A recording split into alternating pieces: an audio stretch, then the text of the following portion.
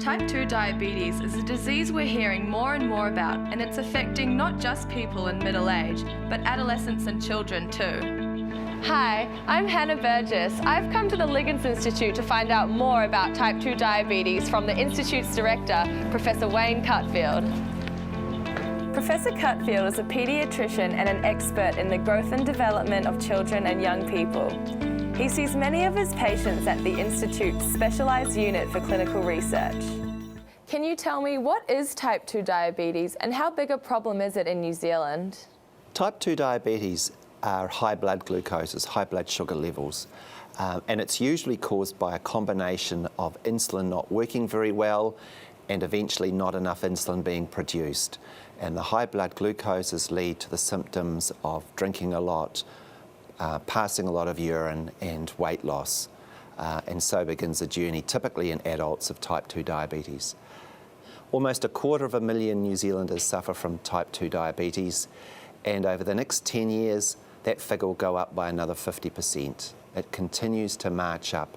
Much more common in Maori and Pacific Island people, about 3 times more common than it is in New Zealand Europeans, but it is a major problem for us. How does type 2 diabetes affect people's health and their everyday lives? It leads to a major change in lifestyle for them. People need to do regular blood glucose testing, they need to change their diet, they need to change their activity levels, and they often need to take oral medication. Diabetes is the leading cause of blindness in adults. It's the leading cause of kidney failure in adults. It is a major cause of heart attacks, strokes, high blood pressure. So type 2 diabetes doesn't just affect people in middle age, young people can get it too. Well, why is this? What has changed in the last 30 to 40 years, Hannah, is that our children are becoming much heavier, fatter and fatter. And in fact, we're in the middle of an obesity epidemic worldwide, and New Zealand is part of that.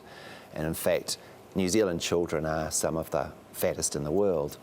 And what we see is that type 2 diabetes now occurring at an earlier age. Instead of occurring in adult life, it's occurring in adolescence. And it's directly associated with the greater risk of obesity. Virtually all of the cases of type 2 diabetes in teenagers occur in very, very overweight children, particularly Pacific Island and Maori children. So what can we as a community do to reduce the rate of type 2 diabetes? A greater community awareness of the symptoms of diabetes would be enormously helpful. We need to think more about diet and activity levels. And one of the things that has changed in the last 30 or 40 years is our activity levels have plummeted. And there is a simple balance between energy in food and energy out, which is activity. And that whole balance has been tipped the wrong way, to too much energy in, not enough energy out. And let me just give you a true story of a teenage boy who shows the benefits of exercise. This boy at 16 weighed 160 kilograms. He had type 2 diabetes. He had high blood pressure. He had kidney problems. He dropped out of school and then went to live with his father in Australia. He came to see me 6 months later. He had lost 80 kilograms. And I said to him, "How did you do this? This is dramatic." His diabetes had gone away, his high blood pressure had gone away, his kidneys were better. And he said, "I ate whatever I liked." And I said to him, "What were you doing?" And he said, "I was working with my father," and his father was cutting cane 12 hours a day, 7 days a week, and that's what he was doing, to show you the dramatic effects that exercise can have. So the fix isn't for everybody to go and cut cane, but it is to improve their exercise levels. It turns out there is no simple solution to type 2 diabetes, but diet and exercise throughout life are key.